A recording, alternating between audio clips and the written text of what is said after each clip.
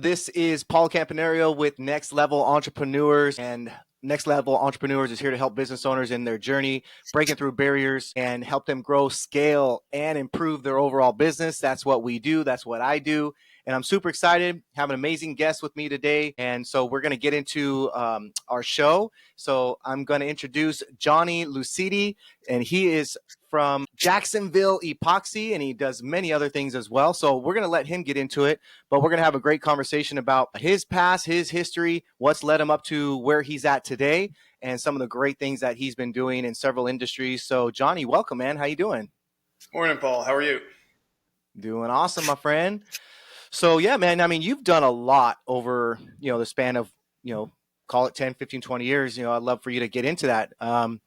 You recently sold a large company. And so why don't you kind of just tell me a little bit about what you've been doing, over the last decade or so, and some of the highlights that have kind of led you up to, where you're at today. It's a lot, so, right? I mean, 43, man. So I started young 20 years ago or so. Got into the mortgage industry, left the mortgage industry, forced out more or less, unfortunately. Had some colored past, but when I got out, I got into the window industry. And when I got into the window industry, I was just basically learning more about construction. Went out, got my license, and left the window manufacturer that I was with and purchased the company, a local guy who was in business for 35 years. So I immediately So what is part of the window industry were you doing specifically? Like what?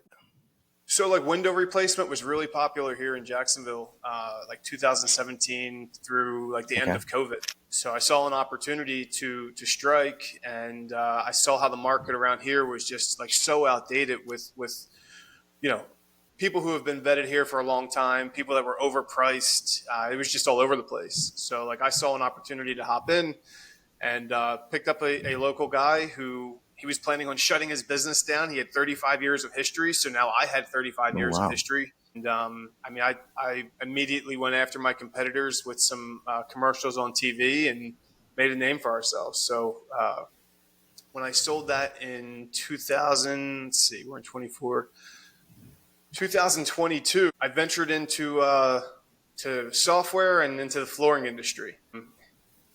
Two complete opposites, but I went to school for marketing. So it was kind of one of those things where I wanted to utilize what I knew on the marketing side of things and was learning the flooring industry as I was going. So it was kind of like the best of both worlds. And that's kind of how I got into Jacksonville Epoxy. Man, that's awesome. So needless to say, you made a pretty penny when you sold, or you got some return on your selling of your business, and then you got into marketing and, just to reiterate, your epoxy kind of coating company. So how has that been going for you over the last couple years? Great, man. I mean, Jacksonville Epoxy is kind of now taken a back seat to my focus of marketing, more or less. But my marketing now is helping small business owners stay in business. Just from being in the flooring industry for the last 2 years, I've seen companies come and go so quickly. And a lot of that reason is because they're overspending for marketing. So I saw another opportunity and I went after it. And, now I'm kind of doing Jacksonville Epoxy on the side and just taking jobs on referral. I'm contracted out till end of October, contract each month is kind of what I'm doing. And I gotcha. So when you say people, are just overspending on marketing, you want to get into that a little bit? What are people typically overspending on when it comes to marketing services or, agencies or whatever it may be? Elaborate on that. Well, you've heard that expression in our industry, chuck with a truck, right? Mm-hmm. Guy that's out there doing the cheapest floors, they possibly can. Yeah. Well, I'm like the chuck with a truck with the marketing industry. That's one of the biggest things that people are overpaying for. They're overpaying for people to manage their business, their leads, their social media, things with daily business activities that, most of us just take for granted and say oh, I'll let somebody else do it.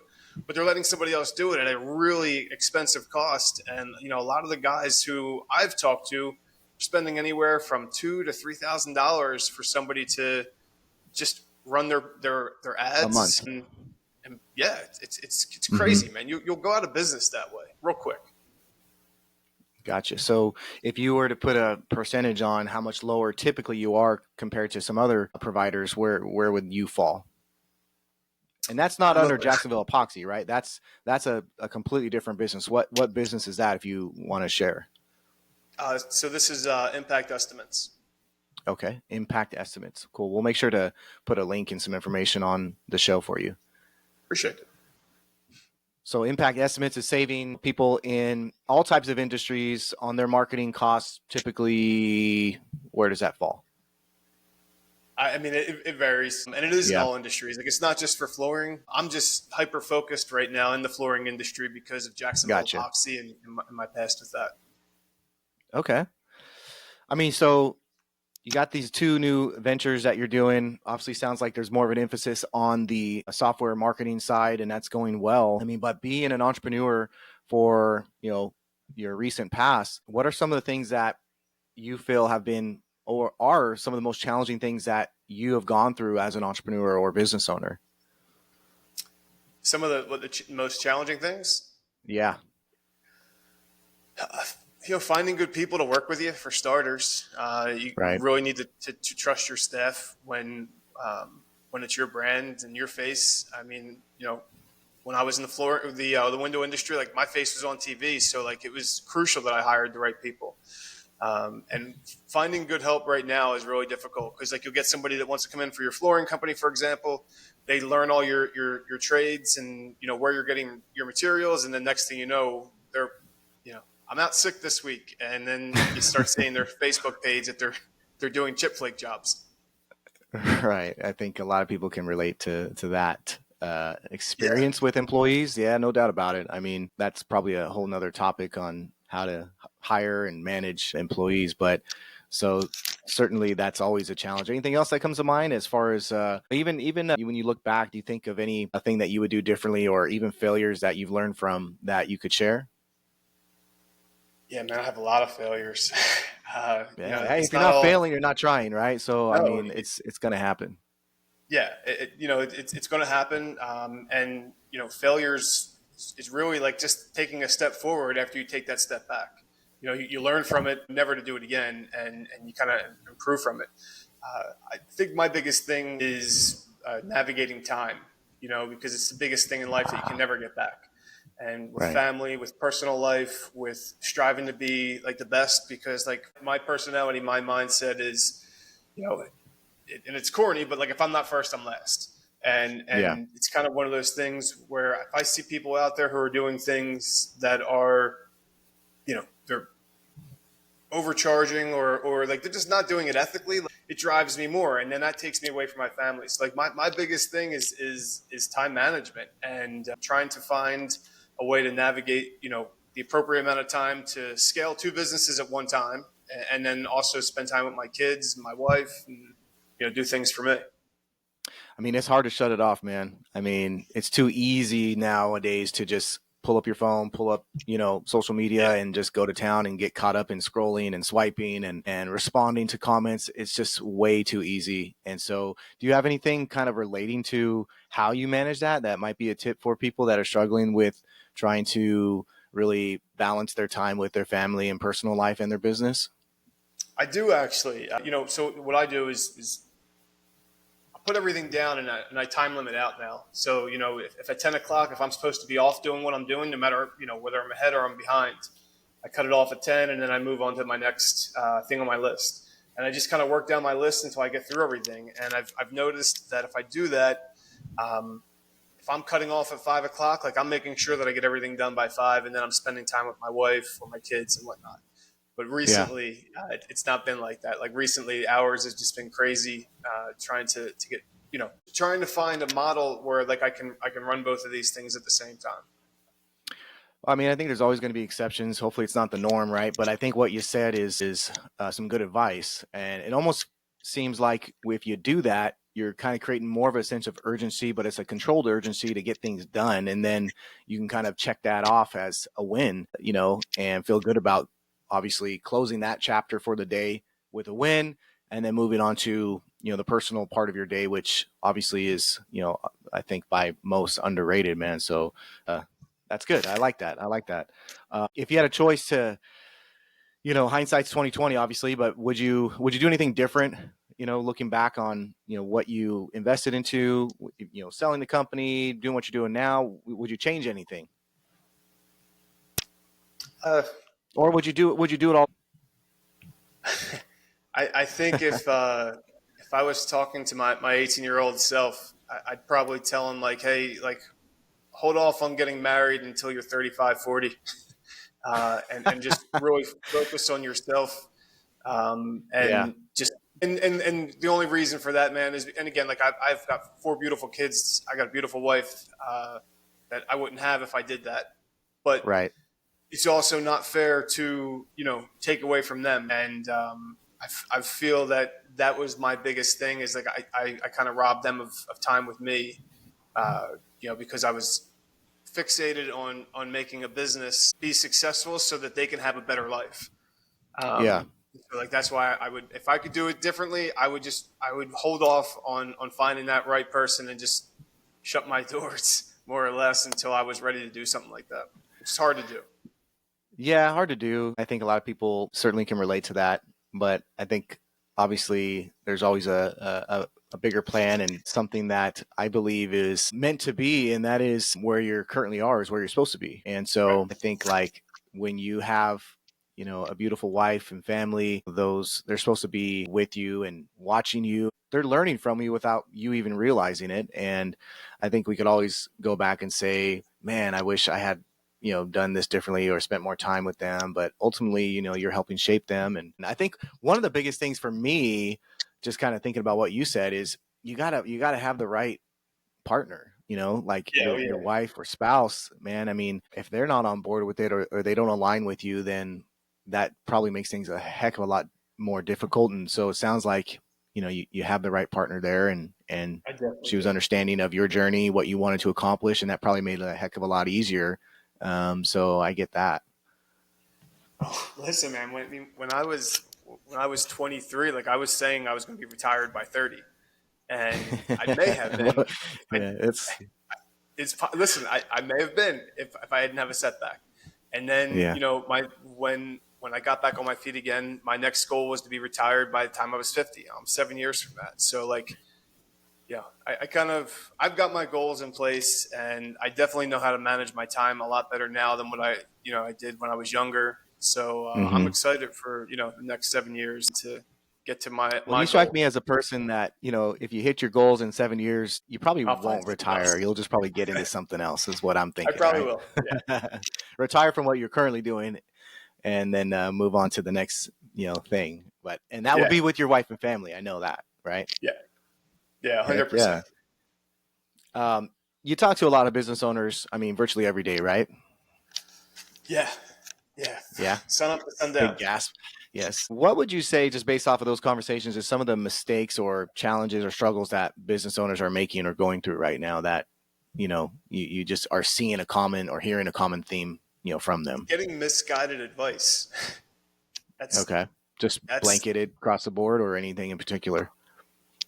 I mean, from a lot of things, just from people having their own motives for why they're telling you, like, you got to come out to my class for this, or this is the best material Mm, to use, or I'm the best marketing company that's out there. Everybody's got a right. motive for what's behind it. And talking to these some of these companies, uh, it's sad, man, because like I'm like I was talking with a gentleman last night, and Yeah. he's struggling on his end because he was overpaying for something that he shouldn't have been paying for, and it totally threw his business in a loop. So it's just he was told that, like, we're going to get you all of these leads, you're going to close these leads, and then he ended up not getting anything, and he blew like I mean, seven do you think, thousand dollars.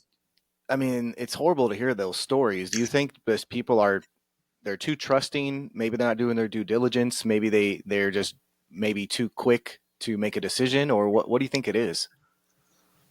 I don't really think it's any of those things, other than they're just the people that they talk to, they sell them. Mm, Listen, Paul, yeah. like there are companies out there, like they actually post on their site bank statements of how much revenue that they did in a month, you know? Yeah. But I mean, as a business owner, let me ask you, if you brought in $209,000, right? But your bank withdrawals were $214,000, did you have a good month? No, if I did that for 6 months straight or less, I'd be out of business. I don't even think you could do that for 3 months straight. Like you'd be sitting here saying Right. like, okay, something's wrong, you know? And I think business owners get fixated on the large number of what they're highlighting, that they made Okay. $220,000 or $214,000 in a month. The top line, they're looking at the top line, but not Right. the gross You and the know, net. and somebody like me, like I'm looking at that top line, but then I'm looking at the lines underneath to see like, okay, well, let's see what they really made. And Right. when I see that at the end of their month, they only had $700 in their bank account, I mean, and Yeah. you made $214,000, you know, so like, but most people are they're blinded by that. So like, you know, it's just doing more due diligence, I guess, and paying closer attention, because like everybody is popping up now on the internet saying that they've been doing floors all their lives, and like they're, you know, that they're the best company that's out there, and really they've been doing it for maybe like 10 months, you know. So Yeah. research, like that's important. It really is. Totally. Yeah. No, I mean, I hear what you're saying. I think when people say they're doing, $1 million in revenue a year or 2 million in revenue a year, that's great. But how much are they spending, right? Which is the other part of the equation to generate that revenue. And what does that actually funnel down to for your net profits? And I think for me with next level entrepreneurs and just me in consulting, that's a big part of conversations that I have regularly with people, because you could spend, I mean, 90% of your revenues just to generate more revenue, but then that leaves you with 10% to, pay your utility bills, to, pay for marketing or whatever, or maybe just your office staff or your rent or lease, and you're left with nothing. And so there's small little tweaks that people can make. But generally speaking, it the quickest way to impact your bottom line is by cutting expenses. The quickest way, because that goes straight to your bottom line. You could generate more revenue, but usually to generate more revenue, right, you gotta, put a little money into how you can generate more revenue. So marketing or so forth. So a lot of times it's expenses. And going back to your conversation earlier, or your point earlier, is that people are just overpaying. So if you can save them money immediately, that goes straight to their bottom line. They start saving and they can enjoy some, greater profits, right? Right. Heck yeah. So yeah, I think, I mean, are you talking to younger entrepreneurs, let's say ages 30 or lower, or are you talking to more seasoned one, or what's kind of who are you talking normally to? I mean, the range really is from, I mean, the Across guy the I was board? talking to last night, he's 25 years old. Um, Hmm. you know, I have another client, he's probably in his mid to late 50s. You know, so the range is there, Yeah. and they're all making the same mistakes. You know, they're sold on a bill of goods and promises that just people can't keep. So it's just, Yeah. you know, it's frustrating because like as a business owner for me, you know, like I'm sitting here offering a program to people that's a fraction of the cost, and I'm just thinking to myself, I'm like why are they not just like lining up saying like, please, like take my money, because like you taking my money, you're saving me almost $2,000, three I mean, thousand dollars. sometimes it's funny, man. Like sometimes the perceived value, right? When someone says like, "Hey, it costs $50,000 as opposed, for, I don't know, maybe let's just say a car. When someone thinks they're getting a car for 25,000 as opposed to 50, they really think like that $50,000 car is just 20 times better because it's, it costs more, right? So Oh, I there's know. that, that perceived or perception of if something is more expensive, that it's always better. And see, like, and Unfortunately. that's the biggest thing. And you know, some of these businesses, they're so tired of being sold by marketing companies that they don't even listen. Like they just completely shut it out. And Yeah, the they're the tune out. ones who are really like they're screwing themselves, because it's just like they're tired of hearing the BS, but they're also just like they're okay. Like I'm good. Man, I know. I mean, it's in everyone's feeds. It's like just nonstop. You click on something and you got 20 Right. companies being like, you need this, you need that. And it's, Right. yeah, you tune them out. You shut them, you shut them down. And you probably are shutting down actually some good ones. Oh yeah. And that's, so if someone is See, really looking to hire someone, they got to be patient. They got to do their due diligence, and they really have to understand what is all involved in what they're getting. And I think maybe just two people are just too quick to make rash decisions. so like for at least for me, like I'm doing my research on the companies prior to doing like, text message blasts and voicemail drops and, calls. Because like when they answer, like I want to be able to say like, hey, Paul, or hey, Jim, or, hey, Susie, whoever it is, rather than saying like, Yeah. hey, who am I speaking with? It's just like I take the extra time. But, to kind of get back to your point of what you were saying about people think more expensive is always better because it's more expensive. Like it has to be better. Right. It's funny, man. I had bought my wife just a quick segue to that. I bought my wife a diamond ring from like a top name jeweler and paid like 17,000 for it. And when I gave it to her, she was like, "Oh wow, she loved it," but she's just like, "You got taken advantage of." She's like, "You could have gotten like a 3 times bigger diamond." So basically, she was telling me the diamond wasn't big enough. It's I a nice paid way of saying more. it, maybe. I don't know. I paid more because of the name. The Like I brand. thought it was I have to pay more for this. And to circle back to like with floors and stuff, like what I'm doing that's different than everybody else is like I'm actually bringing in flooring companies. I'm asking their advice, like what they want to see in the system to make them more successful. And like I'm adding plugins in without increasing their costs. It's increasing my monthly costs, but as long as I keep signing companies up, it doesn't really matter. It washes out and then overwashes for me, So it's just Yeah. I'm trying to create a community of people, of flooring companies, where we'll all grow together and improve on our leads, improve on our ethics and systems, and just do better and not have to waste money and see companies go out of business because that's a sad thing, man. It is, man. I was doing a show and was explaining that unfortunately, in the first year, 20% of businesses fail. And a lot of that has to do with just improper planning, poor decision making, taking money out too prematurely.